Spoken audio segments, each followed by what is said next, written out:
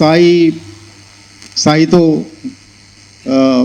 సరే కేసు ఆ వివరాలన్నింటి గురించి అనేక సార్లు రాశాను, మాట్లాడాను. వాటి గురించి మళ్ళీ పోను. కానీ ఈ సందర్భంలో సాయితో నా అనుబంధం మాత్రం కొద్దిగా చెప్తాను. 89-90లో 1989-90లో సెంట్రల్ యూనివర్సిటీలో తను విద్యార్థిగా ఎంఏ ఇంగ్లీష్ విద్యార్థిగా ఉండి అప్పుడు మండల్ ఆందోళన ప్రారంభమైంది. మండల ఆందోళనలో భాగంగా పరిచయం అయ్యాడు. అప్పుడు మొదటిసారి పరిచయం. అప్పుడే నేను అప్పటి వరకు విజయవాడలో ఉండి హైదరాబాద్కు మారాను. హైదరాబాద్కు మారగానే అడిక్మెట్లో మేమిద్దరం కలిసి ఒక ఇల్లు తీసుకుని ఉన్నాం. అట్లా అప్పటి నుంచి 90 నవంబర్ డిసెంబర్ నుంచి 34 ఏళ్ళుగా అనేక సభల్లో, అనేక సమావేశాల్లో, అనేక ఆలోచనల్లో, ఆచరణల్లో forum against globalization, forum against imperialist globalization, all India people's resistance forum, విప్లవ రచయితల సంఘం, జైలు ఖైదీల ఆందోళన, revolutionary democratic front, Delhi AIPRF జాతుల సదస్సు, వరంగల్ డిక్లరేషన్ తెలంగాణ సదస్సు, అనేక చోట్ల సాయితో కలిసి చేసిన ప్రయాణం ఉంది. అన్నిట్లోకి సాయి హైదరాబాద్లో నిర్వహించిన పాత్ర, ప్రత్యేక తెలంగాణ కోసం నిర్వహించిన పాత్ర, మిగిలిన వాటి అన్నీ ఒక ఎత్తు, ఇది ఒకటి ఒక ఎత్తు లాంటిది.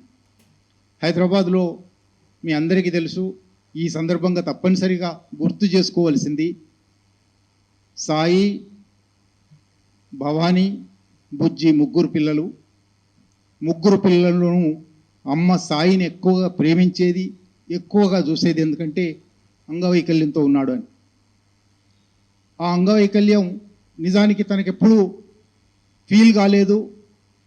జైల్లో మొదటిసారి నేను అంగవైకల్యం ఉన్నవాడిని నేను ఫీల్ అయ్యాను అని ఆయన నిన్న మీటింగ్లో అన్నాడు. అంటే మిగిలిన వాళ్ళందరితో సమానంగా పనిచేశాడు. కానీ అమ్మకు ఆ మెరమెర ఉండేది. మిగిలిన ఇద్దరు పిల్లల కన్నా సాయిని చాలా దగ్గరగా ప్రేమగా చూసేది. చనిపోయే చివరి రోజుల్లో క్యాన్సర్ వచ్చిన తర్వాత అమ్మ ఎన్నోసార్లు సాయిని చూడాలనుకుంది. సాయికి పెరోల్ కోసం అనేక ప్రయత్నాలు చేశాం. సాయి రాలేకపోయాడు. అమ్మ సాయిని చివరిసారి చూడకుండానే చనిపోయిందనేది ఒక పెద్ద దుఃఖం. అట్లాగే ఇంట్లో ఒక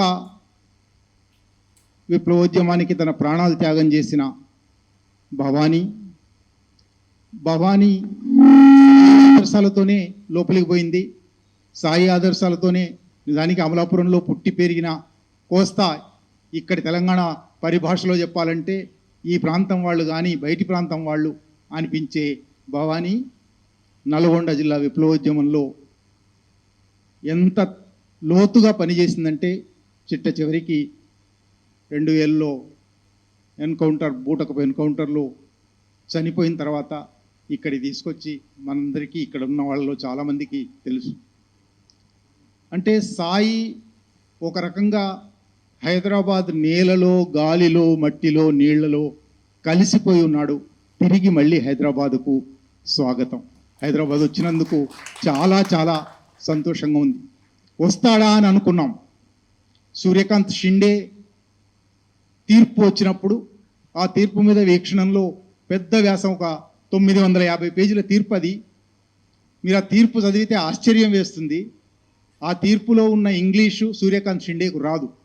ఎందుకంటే సూర్యకాంత్ షిండే ఉపన్యాసాలు యూట్యూబ్ మీద ఉన్నాయి. సూర్యకాంత్ షిండే ఒక్క వాక్యం సక్రమంగా మాట్లాడలేడు. ఈ తీర్పు రాసినందుకు మహారాష్ట్ర ప్రభుత్వం ప్రాసిక్యూటర్లందరికీ, రాష్ట్రంలో ఉన్న 500-600 మంది ప్రాసిక్యూటర్లను డైరెక్టర్ ఆఫ్ ప్రాసిక్యూషన్గా నియమించింది. ఆ తీర్పు మీద వీక్షణలో చాలా వివరమైన వ్యాసం రాశాను. ఎంత దుర్మార్గమైన మాటలంటే దాంట్లో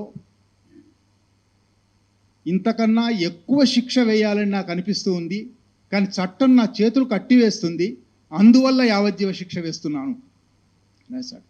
అంటే సాయి ఎదుర్కొన్న ఇబ్బందులు, ఈ 2013లో మొదటిసారి ఇంటి మీద రేడ్ అయినప్పటి నుంచి, 2014లో అరెస్ట్ చేసినప్పటి నుంచి, మళ్ళీ 2016లో బెయిల్ మీద బయటకు వచ్చినప్పటి నుంచి 17లో యావజ్జీవ శిక్ష పడ్డప్పటి నుంచి 24లో విడుదలయ్యేదాకా 9.5 ఏళ్ల పాటు రాజ్యం కత్తిగట్టింది. ప్రాసిక్యూషన్, ప్రభుత్వం, పోలీసులు, జైలు అధికారులు, వైద్య ఆరోగ్యాధికారులు, ప్రతి ఒక్క వ్యవస్థ, రాజ్యాంగ యంత్రం అని మనం ఏదైతే అంటామో, రాజ్యాంగ యంత్రంలోని ప్రతి ఒక్క భాగము సాయి మీద కత్తిగట్టింది. సాయిని మనకు లేకుండా చేయాలని చూసింది. చాలాసార్లు సభల్లో చెప్పాను, రాశాను, మళ్ళీ ఒకసారి రిపిటేషన్ అయినప్పటికీ చెప్పాలి. యావజ్జీవ శిక్ష మీద అప్పీలుకు సుప్రీంకోర్టుకు పోతే సుప్రీంకోర్టులో వాదనల క్రమంలో ఆయన ఆరోగ్య పరిభాషలో 90% డిసేబుల్డ్, 90% అంగవైకల్యం ఉన్న వ్యక్తి అని అంటే మహాఘనత వహించిన జడ్జి గారు, ఆయన అంగాలకు వైకల్యం ఉండొచ్చు కానీ మెదడు పనిచేస్తుంది కదా, అది ప్రమాదకరం కదా అన్నాడు. ఆ మాట తీసుకొని ఇది సరిగ్గా ఇదే మాట 1926లో ఇటలీలో గ్రామ్సీ గురించి ఫాసిస్ట్ ప్రభుత్వం వాడింది. ఈ మెదడు 20 ఏళ్ళు పనిచేయకుండా చేయడమే ఇటాలియన్ రాజ్య లక్ష్యం అని స్వయంగా పబ్లిక్ ప్రాసిక్యూటర్ కోర్టులో అన్నాడు. గ్రామ్సీకి ఎటువంటి ప్రభుత్వ విశేషణాలు దక్కాయో సాయికి అటువంటి విశేషణాలు దక్కాయి అని చాలా దుఃఖంతో, చాలా విషాదంగా బయటకు వస్తాడు సాయి. నిజానికి ఇటువంటి రోజు ఒకటి వస్తుందని ఊహించలేదు, అనుకోలేదు. సాయి బయటకు వస్తాడని అనుకోలేదు. ప్రతి నాగ్పూర్లో అతి భయంకరమైన వేడి, అతి భయంకరమైన చలి, పీఠభూమికి ఎత్తైన ప్రాంతంలో ఉంది కాబట్టి గాలులు, చలిగాలులు, వేడిగాలులు అతి ఎక్కువ వచ్చే చోటు అండాసెల్లో ప్రతి చలికాలము గడుస్తుందా బతుకుతాడా, ప్రతి ఎండాకాలము గడుస్తుందా బతుకుతాడా అని దుఃఖంతో రోజుల తరబడి ఆందోళన పడ్డ రోజులున్నాయి. అవన్నీ దాటుకొని నిజంగా ఇంతకుముందు చెప్పిన వక్తలు చెప్పారు, విల్ పవర్. మన చరిత్రలో, విప్లవోద్యమ చరిత్రలో ఇద్దరిని చూసాం. చెరబండరాజు 79లో మొదటి ఆపరేషన్ జరిగింది, 3 నెలల కన్నా ఎక్కువ బతకడు. మెదడులో కంతి, క్యాన్సర్ వ్యాపిస్తూ ఉన్నది, ఎక్కువ రోజులు అవకాశం లేదు అని డాక్టర్లు చెప్పారు. 3 సంవత్సరాలు బతికాడు. ఆ తర్వాత 2 సర్జరీలు జరిగాయి. విల్ పవర్ ఉంటే ఇంకా ఎన్ని అనారోగ్యాలైనా, ప్రకృతి ఎంత పగబట్టినా, రాజ్య వ్యవస్థలు ఎంత పగబట్టినా లేచి నిలబడతాము, నిలిచి ఉంటాము అని చెరబండరాజు రుజువు చేశాడు. మళ్ళీ సాయి రుజువు చేశాడు. సరిగ్గా ఈ సందర్భంలో చెప్పుకోవాలి, 2021లో కోవిడ్ వచ్చిన తర్వాత, మొదటిసారి కోవిడ్ అటాక్ అయినప్పుడు వివి గురించి ఇంకా అసలు ఉన్నాడు, చచ్చిపోయాడని కూడా వార్తలు వచ్చాయి. పోలీసులు, చిక్కడపల్లి పోలీసులు వచ్చి మాకు చెప్తే మేము పరిగెత్తుకుని బాంబే వెళ్తే ఆ ఆసుపత్రిలో ఒక మారుమూల బెడ్లో ఎంత చిక్కిపోయి అసలు మనిషేనా వివియేనా అని గుర్తుపడడానికి వీలు లేకుండా ఉన్నాడు. నేను అక్కడి దాకా వెళ్తే గుర్తించలేదు. మొదట నన్ను గుర్తించిన తర్వాత కూడా అక్కేను పిల్లలను గుర్తించలేదు. తాను పోసుకున్న ఉచ్చలో లేపడానికి కూడా పోలీసులు లేపలేదు, అట్లా పడుకొని ఉన్నాడు. ఇంకా మనిషి బతుకుతాడా అనుకున్నాం. బతికి ఇవాళ మళ్ళీ రాస్తూ ఉన్నారు. ఇదంతా విప్లవ చైతన్యము, విప్లవ స్ఫూర్తి ఉంటే మేము ఎన్ని అడ్డంకులనైనా అధిగమించగలము అని వివి చూపాడు, సాయి చూపాడు. అట్లా చూపి తిరిగి వచ్చినందుకు ఇంత జరిగితే సూర్యకాంత్ షిండే తీర్పు 950 పేజీల తీర్పు, అది ఎన్ఐఏ రాసింది. ఖచ్చితంగా ఆ భాష చూస్తే ఎన్ఐఏ రాసిందని అర్థం అవుతుంది. దాంట్లో పచ్చి అబద్ధాలు, పొసగని విషయాలు, చట్టబద్ధం, లా లేదు, లాజిక్ లేదు అని ఒక వీడియో చేసి ఉన్నాను నేను. లా లేదు, లాజిక్ లేకుండా శిక్ష విధిస్తే 10 సంవత్సరాల తర్వాత ఒక హైకోర్టు టెక్నికల్ గ్రౌండ్స్ మీద ఈ తీర్పు చెల్లదు అని కొట్టివేస్తే, సుప్రీంకోర్టుకు వెళ్తే సుప్రీంకోర్టు టెక్నికల్ గ్రౌండ్స్ కాదు మెరిట్స్లోకి వెళ్ళండి అని మళ్ళీ వెనక్కి పంపితే, మళ్ళీ వెనక కూడా హైకోర్టు మెరిట్స్ ప్రకారం కూడా ఈ తీర్పు చెల్లదు అని ప్రకటిస్తే, ఇవాళ సూర్యకాంత్ షిండేని ఏం చేశారు? 10 సంవత్సరాలు సాయి పోయిన జీవితాన్ని ఎవరిస్తారు? సాయి జీవితం మాత్రమే కాదు, పాండునరోటే ప్రాణమే పోయింది, ఎవరిస్తారు? మనం సాయి ఒక్కడి గురించే ఇంతకాలం మాట్లాడుతూ ఉన్నాం. కానీ ఈ కేసులో సాయితో పాటు ప్రశాంత్ రాహి, మహేష్ తిర్కి, పాండు నరోటే, హేమ్ మిశ్రా అయితే 20లలో నవ యవ్వనంలో ఒక విద్యార్థిగా ఉండి ఒక నెచ్చెలితో ప్రేమ వ్యవహారం కూడా ఉండి అరెస్ట్ అయిపోయాడు. యావజ్జీవ శిక్ష పడింది. ఆమె నిరీక్షించాలనా, ఇంకో వ్యక్తిని చూసుకోవాలన్నా, జీవితంలోకి పోవాలా? 10 సంవత్సరాల తర్వాత ఏమీ లేదు, నిర్దోషులని అందరినీ విడుదల చేశారు. నిర్దోషులని వాళ్ళ విడుదల చేస్తే దోషులని యావజ్జీవ శిక్ష చేసిన వాళ్ళు యావజ్జీవ శిక్ష మాత్రమే వేసి అది మరణ శిక్షగా మార్చిన పాండు నరోటే విషయంలో ఏం చేస్తారు సూర్యకాంత్ షిండేను? ఇవాల్టికి సూర్యకాంత్ షిండే డైరెక్టర్ ఆఫ్ ప్రాసిక్యూషన్గా మహారాష్ట్ర ప్రభుత్వంలో ఉన్నాడు. ఇవాల్టికి ఆయనకు మెదడు ఉన్నది కదా, అది ప్రమాదకరం అన్న supreme court judge Bharatiya Janata party నాయకుడుగా లేదా కనుసన్నల్లో ఉన్నవాడిగా కొనసాగుతూ ఉన్నాడు. ఇది ఈ దేశంలో కొనసాగుతున్న వ్యవస్థ.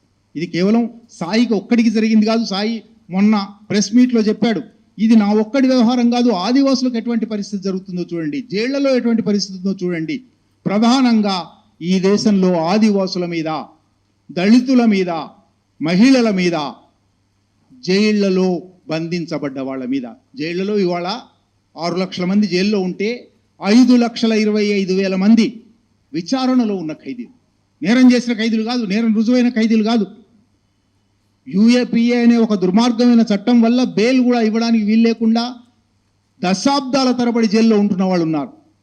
ఇవాళ సాయికి మన సంఘీభావం ప్రకటించడం అంటే, సాయి బయటికి రావడం వల్ల పట్ల సంతోషం ప్రకటించడం అంటే తప్పనిసరిగా సాయిని మాత్రమే కాదు, సాయి వంటి అనేక మందిని దుర్మార్గంగా జైళ్లలో పెట్టిన, హింసిస్తున్న, వేధిస్తున్న రాజ్యం మీద మనం ఎటువంటి వైఖరి తీసుకుంటాము?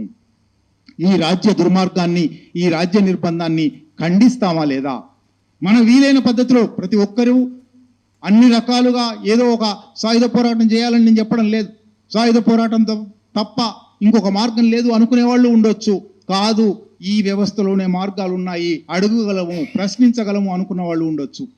ప్రతి ఒక్కరూ వారికి తోచిన, వారి శక్తి సామర్థ్యాలకు లోబడిన పని చేయడమే, రాజ్యాన్ని ధిక్కరించడమే, రాజ్య వ్యవస్థ దుర్మార్గాలను వ్యతిరేకించడమే సాయికి మనం ఇచ్చే స్నేహహస్తం. సాయికి మనం మన సంతోషాన్ని ప్రకటిస్తున్నామంటే, అభినందనలు ప్రకటిస్తున్నామంటే ఇంకా సాయి యుద్ధాలు అయిపోలేదు. సాయి మామూలుగానైతే చట్టబద్ధంగా ఒక కేసులో పెట్టగానే సస్పెండ్ చేస్తారు ఉద్యోగి అయితే.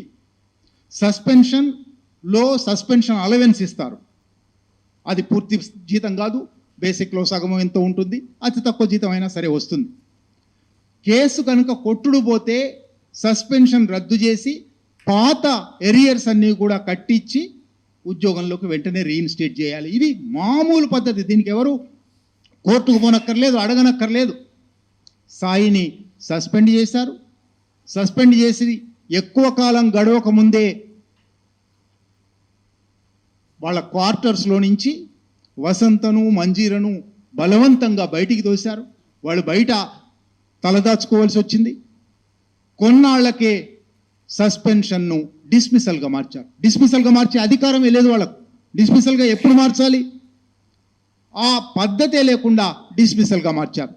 ఇప్పుడు కొట్టుడు కూడా పోయిన తర్వాత ఈ శిక్షే అబద్ధం, ఈ శిక్షే తప్పు, ఆయన నిర్దోషి, ఈ శిక్ష విధించిన సూర్యకాంత్ షిండే తీర్పు తప్పు అని సుప్రీంకోర్టు చెప్పిన తర్వాత, 2 హైకోర్టులు చెప్పిన తర్వాత ఇప్పుడు ఉద్యోగం ఇవ్వాలి కదా. 5 నెలలు అయింది, ఇప్పటికీ ఉద్యోగం లేదు. పిటిషన్ల మీద పిటిషన్లు నడుస్తున్నాయి, కోర్టు ముందరుంది. యూనివర్సిటీ ఏమో కోర్టు ముందుంది కదా, అది తెలుసుకోండి అంటుంది. కోర్టు ఏమో యూనివర్సిటీ ఇస్తే వాయిదా వేస్తుంది. అది ఒక్కటి మాత్రమే కాదు, వసంత ఈ 9 సంవత్సరాల పాటు ఎన్ని కష్టాలు పడింది, ఎట్లా ఢిల్లీలో ఒంటరిగా ఉండగలిగింది. మంజీరా తను అరెస్ట్ అయినప్పుడు ఇంకా 10 ఏళ్ళు నిండిన పసిపాప, ఎటువంటి మానసిక వేదనకు గురై ఉంటుంది, ఎంత డిప్రెషన్ గురై ఉంటుంది. ఇప్పుడు సరే యవ్వనంలోకి వచ్చింది, తెలుసుకునే విషయాల్లోకి వచ్చింది, పిహెచ్డిలో సీటు కూడా వచ్చింది. కానీ ఈ కుటుంబం మళ్ళీ ఒకసారి తన పాత రోజుల్లో లాగా ఏకం కాగలుగుతుందా? ఈ మధ్యలో అమ్మ చనిపోయింది. భవానీ చనిపోయిన దుఃఖం అట్లా కొనసాగుతుంది. ఇటువంటి స్థితిలో సాయి కుటుంబానికి, మంజీరకు, వసంతకు ఈ మొత్తం క్రమంలో బుజ్జి, శైలు ఎంత సాయికి అండగా నిలిచారో చెప్పడానికి వీల్లేదు. ఈ మొత్తం కుటుంబాన్ని మనం సాదరంగా మనలోకి తీసుకోవడం, సాయికి అవసరమైన అన్ని సౌకర్యాలు కలగజేయడం. ఇప్పటికీ ఆరోగ్యం పూర్తిగా బాగుపడలేదు. మీ అందరికీ తెలుసు, ఆయన లాకప్లో లాక్కుపోయినప్పుడు ఎడమ చెయ్యి నరాలు తెగిపోయాయి. అందువల్ల మజిల్ యాక్షన్ లేదు. అది ఇప్పటికీ కొనసాగుతుంది. ఇప్పటికీ ఏ డాక్టరు ఇంకా చేయలేము దాన్ని, అప్పుడే చేసి ఉండవలసింది అని అన్నారు. కనుక సాయి చేయవలసిన వ్యక్తిగత శారీరక యుద్ధాలు, సరే సమాజంతో యుద్ధం చేస్తాను, వ్యవస్థతో యుద్ధం చేస్తాను, కొనసాగిస్తాను అని అనేకసార్లు ప్రకటించాడు ఈ 5 నెలల్లో. అవే ఉన్నాయి.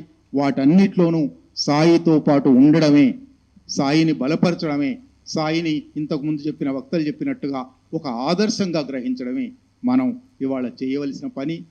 రాజ్యంతో పోరాటంలో సాయి అనుభవం మనకు చాలా చాలా నేర్పుతుంది.